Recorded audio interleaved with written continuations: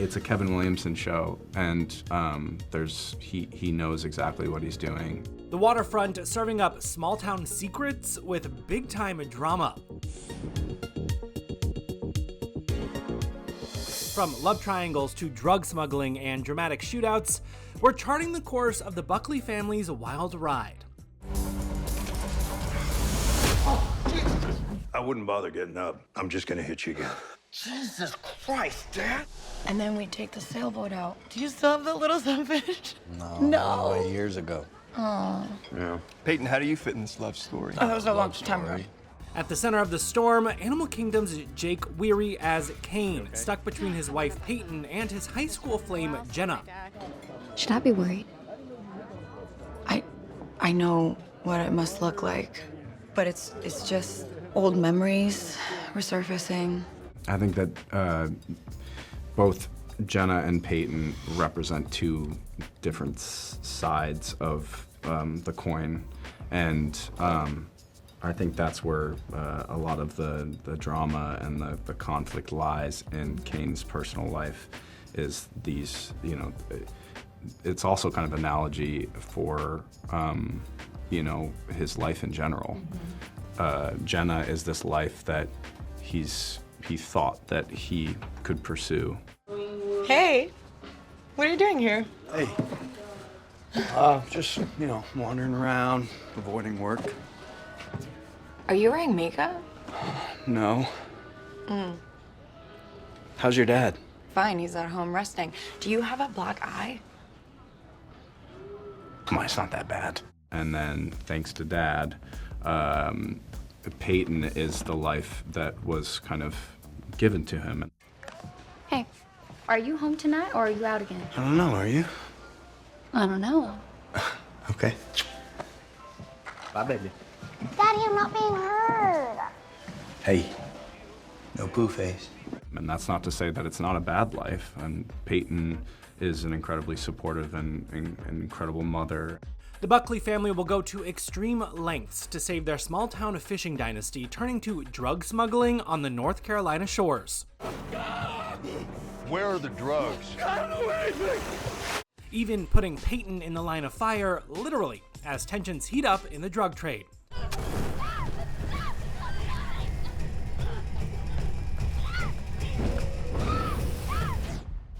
Ta-da! Welcome to my humble little opium startup. I've been looking for someone I can depend on.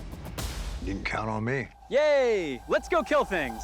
That 70s show star Topher Grace reaching totally twisted villain status as the drug kingpin. I'm not sure, but I think you got him. Look, I love Topher, and you know, we became very, very good friends, and I thought that he brought a really unique and interesting quality to this part. He's got great humor. He's a very intelligent actor, and he makes choices that are really unexpected. So he goes to places that you didn't think he was going to go, and you're always kind of on your toes, and it's a very multi-dimensional character. So, you know, there are times when you really kind of almost feel some sympathy for Topher's character.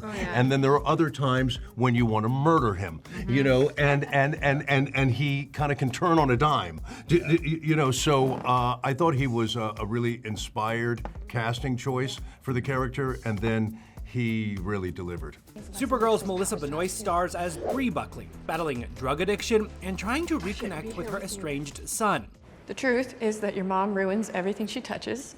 And in the finale, takes on Topher in a high-stakes shootout on the high seas. I only need one of you.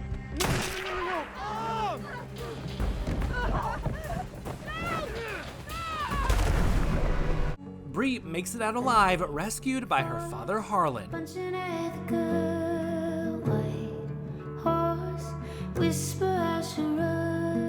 Holt, you are, of course, no stranger to action scenes between Fight Club and Mission. You gave him an aircraft carrier?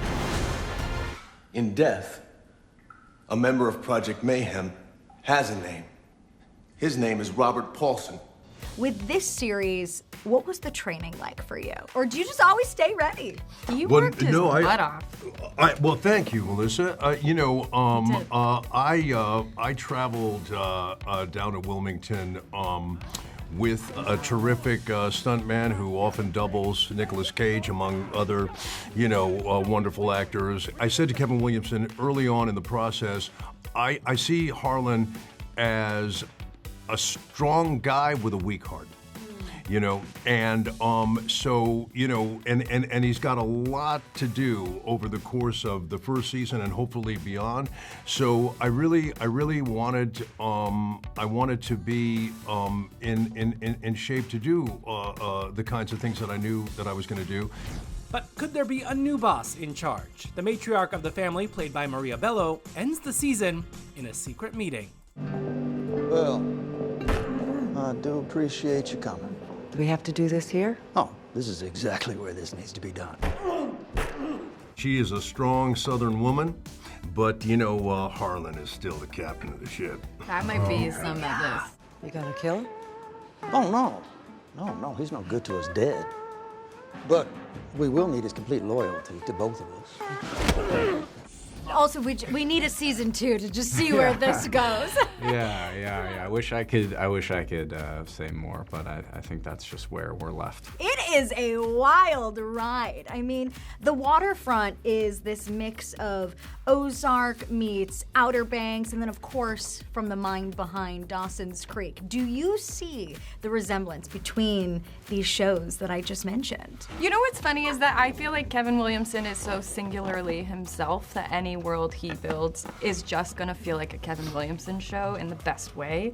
So yes, of course, I feel like it's easy to see the similarities to Dawson's Creek, and there's like a nice nostalgia to our show in that way, but I feel like it's something that at the same time we've never really seen from Kevin because it's so personal. It is also a huge compliment, too. Yeah. Because those 3 shows have been so loved by fans. Right. And just piggybacking off of what you said, too, there is something that I think is, undoubtedly, nostalgic about this show. Even the way it feels, the way it's edited, with the score and everything, you feel like you're kind of, transported back in, front of the old TV with your family watching this a family drama that's not we're not trying to move the needle and create something just new and fresh. It is there's but like you're saying, it's a Kevin Williamson show, and he knows exactly what he's doing, and it's intentional, and and just the fact that we all get to be a part of it is awesome.